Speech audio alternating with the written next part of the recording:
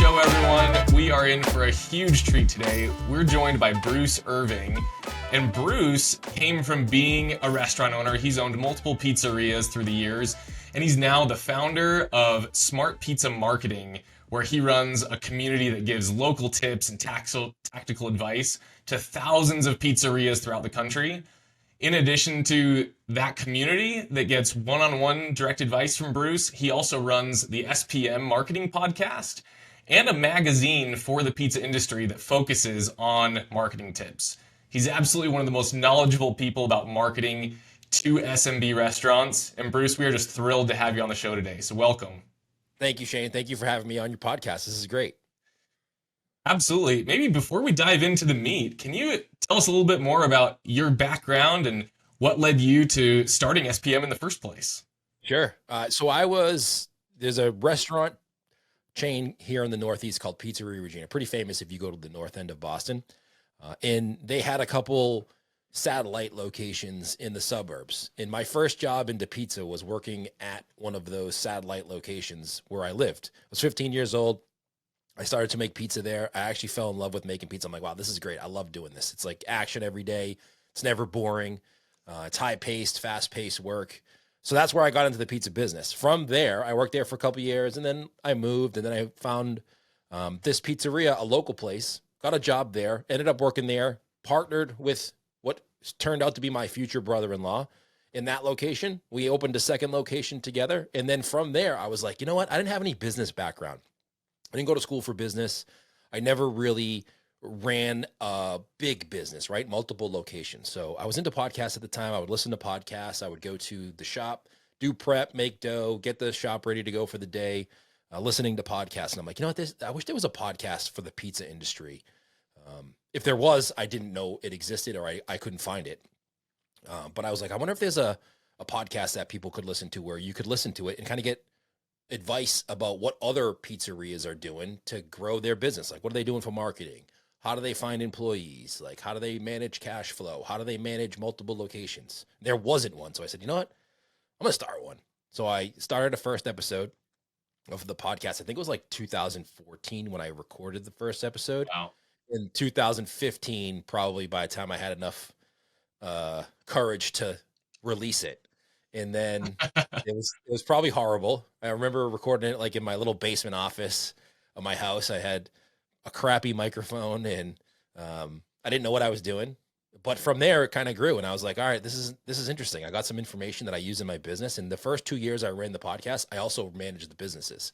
So I was kind of doing the podcast thing on the side. And it was really helpful because I would talk to Tony Gimignani and Anthony Mangieri, and a lot of these people who we looked up to in the pizza community, who if you emailed them or you probably don't have their phone number, right? If you email them, you're not going to really be able to talk to them. I mean, they're really nice guys, so they might, but they're busy.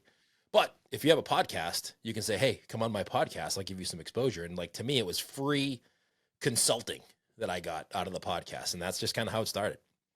Nice. That's amazing. And so when you were first, running that store, you were running the podcast at the same time, and you were getting some of these tips and tricks from other people. What were some of the biggest challenges that you were initially facing when you were trying to figure out marketing for yourself?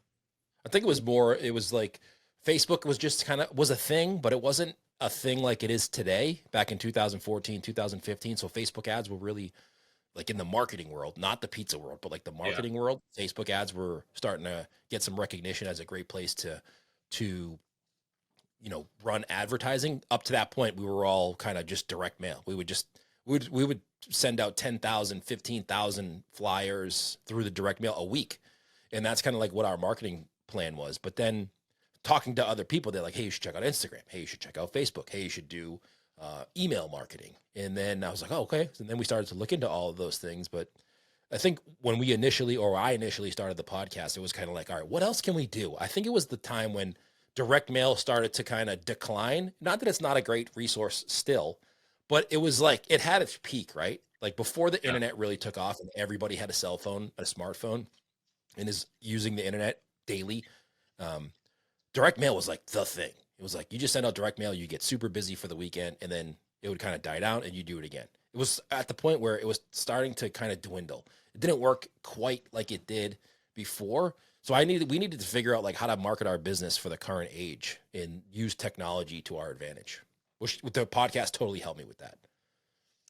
Yeah, and did the podcast mainly help because you were gathering the knowledge from other people to go apply, or was that part of your pizzeria marketing as well? I think it was a little bit of both. I think the podcast definitely opened my eyes to other avenues. My business partner at the time is old school. He's not old, but he's old school. Like he didn't use Facebook. He was very anti email marketing, but he would kind of let me tinker around with it, right? Like, hey, all right, go try it. If it works, great. If it doesn't, you owe me. And I was like, all right, let me give me a shot. I'll try it out. So I think it was a mixture of me talking to people on the podcast and like hearing what they were doing, but then also like, all right, I got to report back for the podcast about marketing. So I need to research and really dive in and do some things because you can read a blog post or you can listen to a podcast or watch a YouTube video, but you really don't know what works until you actually do it and see the results. So Yeah. it was a mixture of getting information on the podcast, but then going to do it in research in real life and then coming back to the podcast. And we would do these live shows where we would just kind of report back, hey, this is what we did for email. This is what we did for Facebook ads and share that information in those early episodes about what we were doing. Oh, that's great.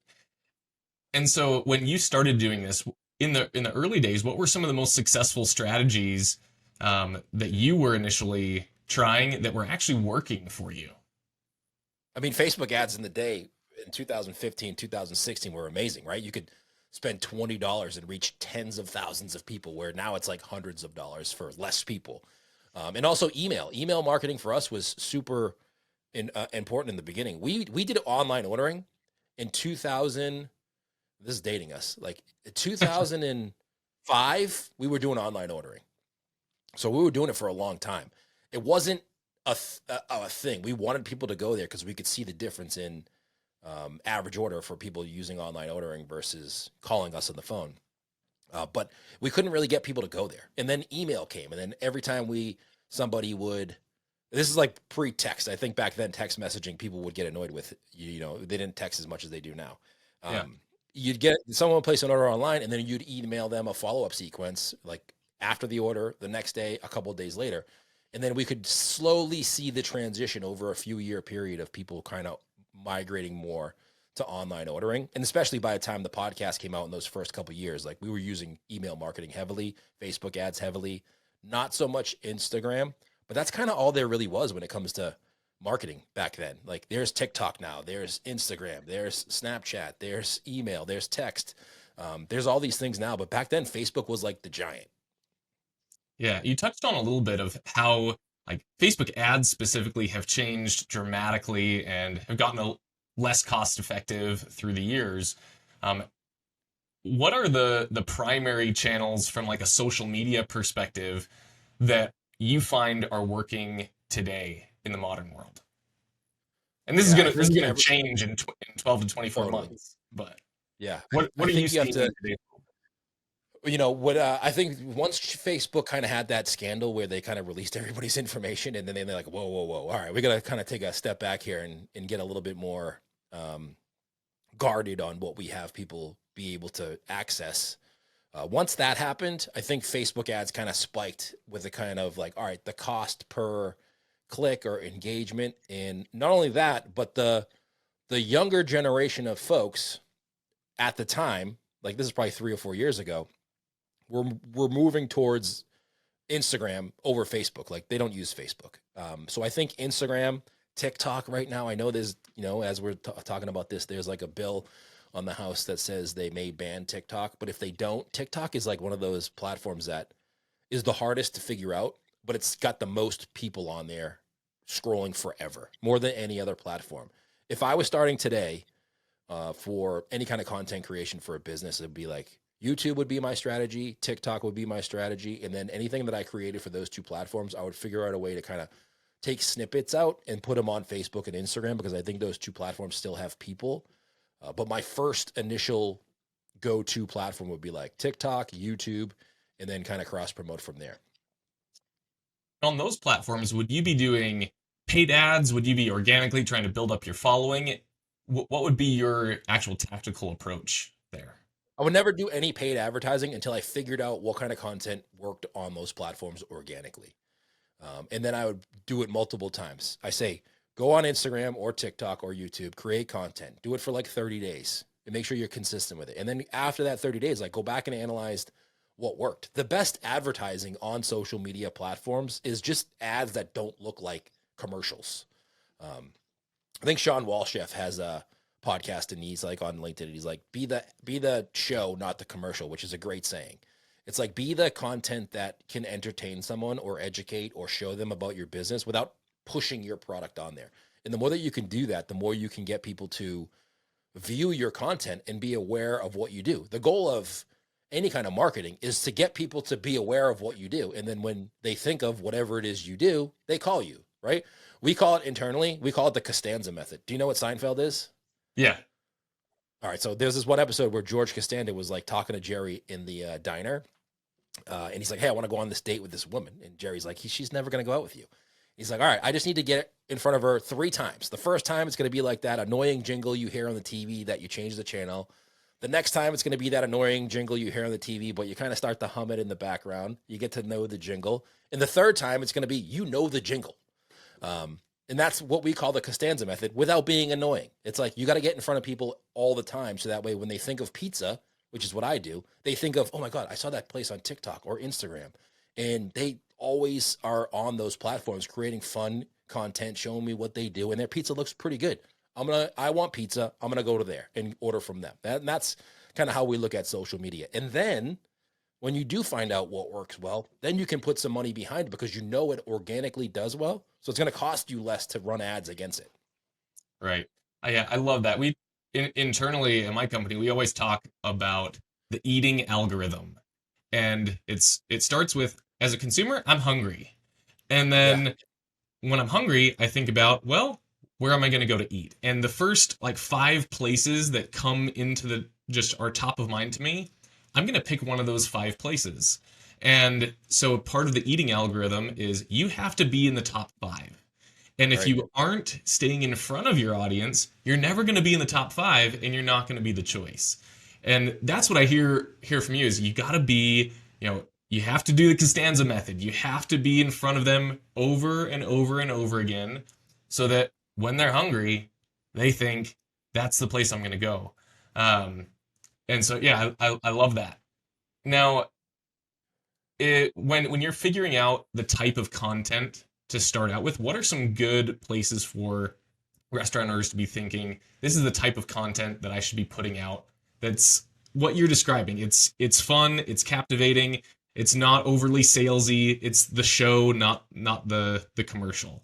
What sort of content do you find really gravitates to those? There's some debate about this, like what kind of content you should create, and like there's some people out there who say, oh, you shouldn't just show pictures or videos of your food because everybody gets sick of watching that. And I'm like, you know what? I don't know if I agree with that because if I'm hungry for pizza, I want to see the damn pizza that you have. It's not, I don't want to see, your acrobatics in the back room. Like, that's great, but I don't care about that. I'm not ordering your acrobatics. I'm ordering the pizza that you make. So it better be a good quality video and a good quality image. If you're really stuck for ideas, I always suggest you go on to whatever the platform you want to start with. And I just say, start with one, because then you can get good at it. And then once you're good at it, you can move on to another one. So say, let's just take Instagram for an example. Go on Instagram. And if you're new to Instagram's going to show you things in the beginning because it doesn't know what you like. So it's going to show you popular things that other people like that are similar to where you live, your age, what you put in your bio. And it's just going to guess. It's going to guess what you like. And it's going to show you content. So look at that content that Instagram shows you because Instagram's saying, hey, this content is good. We like it. We don't know what you like, but we're going to show you this. And what is Instagram showing you? Save some of those. There's like a little button down the bottom right-hand corner. It's like the save button. It's not like the save button. It's the save button. Hit the button on there, right? And save some of the ones that catch your eye. And then keep doing that for a little while. And then the more you like things, the more you comment, the more you save, Instagram's going to get to know what you like. And every platform, for the most part, works this way. It may have different, ways to measure what you watch and learn about you in different ways to save it. But every platform does this.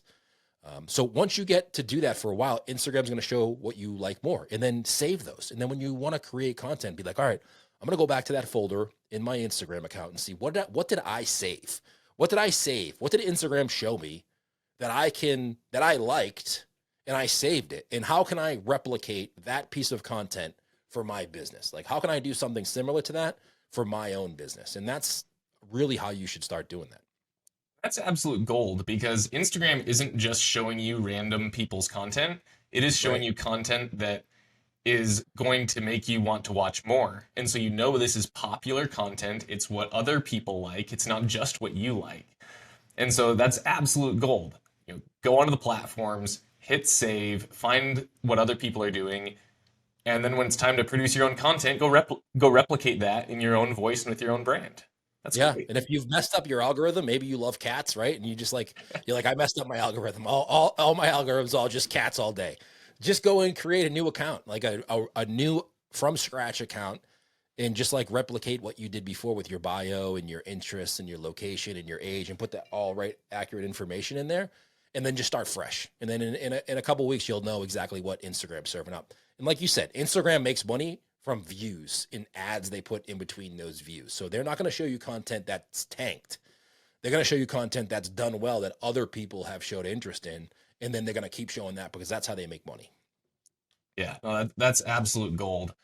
And sometimes one of the hardest pieces of this equation for folks is getting their following going. You start an account on TikTok or Instagram or Facebook, and there's nobody's following you. Nobody knows Yeah. about you. How do people go about building that following? What tips and tricks would you suggest? Yeah, it's hard too. And everybody wants to like cross post. Everybody's like, oh, I have an email list and I have a text list, or I have a Facebook following, and they cross post like, all right, I'm gonna start an Instagram. I'm gonna tell my email followers that I have an Instagram, which could work. But for the most part, people stay in their lane. They like Instagram, they're Instagram. They like Facebook, they're on Facebook. They're not really gonna go over and say, all right, I'm gonna follow you on Facebook. And just because you said you have an Instagram account, I'm gonna go over and follow you on Instagram now. If they don't use Instagram, what's the point?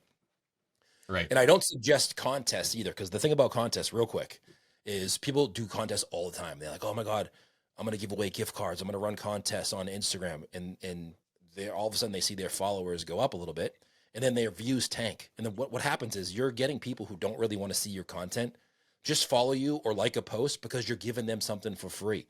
So what happens is the next time you post, they didn't follow you because of your content. They followed you because you paid them money, and they don't like that content, which means no one else is going to see it either. So don't run contests. The best thing you can do is engage, create content, have faith in the fact that you are going to get better at the content you create over time, be super consistent with it, and have a long-term goal. Be like, I'm not going to give up for 6 months. And I know that sounds like a long time, but that's how long it takes to grow something that's going to be worthwhile. So you got to give yourself enough time. You have to be super consistent with it, and you have to post a lot in the beginning. A lot of companies coming to me and they're like, Bruce, I want to do Instagram. I'm like, all right, have you done it? I'm like, not really. We have an account, but we haven't really been there. I'm like, all right, you need to post twice a day and 8 times in the stories. And they're like, what? We thought we could post like 3 times a week. I'm like, you can post 3 times a week, but it's not going to do anything for you. In the beginning, to jumpstart your account, you have to post twice a day and engage 6 to 8 times in the stories if you want to grow your account. If you want to just be stagnant or not really grow, you can post 3 times a week. And some people may find you, and it's going to take you 17 years to grow your Instagram account. So it all really depends on like where you want to go and how fast you want to get there. So in the beginning, you're posting a couple times a day, and I just want to clarify, this is different from engaging with the stories, correct? Yes. Posts are like the photos, videos, reels that go to your profile. So like if you go to someone's profile, there's like a little circle in the top left-hand corner. That's the stories. That's Mhm. where they post, and those things go away in 24 hours. If you look at the feed down the bottom, those are the types of content that they've posted that stay there forever Yep. until you delete them. And videos, reels, those do really well right now. We've actually been seeing some uh, different types of content on Instagram. Like TikTok's a different animal. Facebook, you can kind of do video, but Facebook kind of likes just still images and words. It's different. Every platform has the different type of content that they love. It's really Totally. like, what platform are we working on, and what's the strategy? And it depends on what it is. So posting 2 times a day in the beginning, and that can taper off as your audience gets built. Um, Yeah. how often are are you suggesting people posting stories? I would, I think stories is the easiest thing to post because you can just post random stuff throughout the course of the day when Yeah. you're in the shop, or if you're not in the shop, have one of your employees do it. And people always push back, oh, I don't want to give my employees my Instagram account. And I'm like, you're letting them handle the money in your business and like your customers, but you're not going to give them your Instagram login. Like, what are you afraid they're going to do? Like, I would rather, if you're not comfortable giving this employee your Instagram login, they probably shouldn't be talking to your customers or handling your business. So don't be afraid to do that and let them kind of send you things that you can post, like what's happening behind the scenes. If you have specials, if you have a new pizza that you're doing, if you want to show people what's happening. There's a really good account I found not too long ago that does this. And I found them on Instagram, but they're also on TikTok. I think they have like 500,000 followers on TikTok. And they're a pizzeria. And I want to see if I can pull it up here and give you the name of it. But if I can't, they just do exactly this. Like give their employees the phone and they just create fun content about like a funny thing a customer asked them in the course of the day, a funny request from an online order, something that an employee did in the background. And like, they're just like fun stuff. But then also they show the pizza, they show the process, they show in stories. So it's like a mixture of the both. Cool. No, that's awesome. Um, and for like some of these people, they're going to be the type of owner that I just don't have time. And wrapping my head around getting that consistency started, that's the biggest barrier is the time to do it. Um, speak to that. If I'm a busy restaurant owner, how do I prioritize this amidst all the other things that are going on? You either have time or money, right? If you don't have time, usually it's because your restaurant is kind of busy, and you're too busy to kind of take on another something on your plate to do. In that case, I would say hire somebody to do it. And I know that there's a lot of marketing companies out there, but when it comes to social media, and this is the reason we stopped doing marketing for companies when it comes to like us doing it for them, is because there's never cohesiveness when it comes to hiring a company to do your social media. You really need to be in the trenches. So I would suggest you hire somebody on your team to be the person who is like the social media person in addition to whatever else they're doing. And there's been people in our group, in our community, that have let their employees be like, all right, listen, you work 35 hours a week. How about I give you 3 hours a week on top of that? But for those 3 hours, all you're doing is creating content for us. And they're like, really? Like, okay, it's the same pay you're paying them. It's cheaper than hiring a company to do it from outside, but then you're getting organic, genuine content that they can Yeah. create throughout the course of the day. And they're kind of excited about it because they like doing that. And it's something different for them to do versus the same old that they're doing. So I always say, listen, I know you don't have time. If you don't have time, hire somebody. And if you don't have the money to hire somebody to do it, then you do have time to do it. And it's just like, it doesn't take that long. People way overanalyze how long it takes. It Yep. takes 30 seconds to do a story. Like you just literally hold your phone up, hit the button. That's a story. What can you say in the text or use an emoji or something in there to add to that? And it doesn't take that long. I think people drastically over analyze how long they think it takes versus how long it actually takes.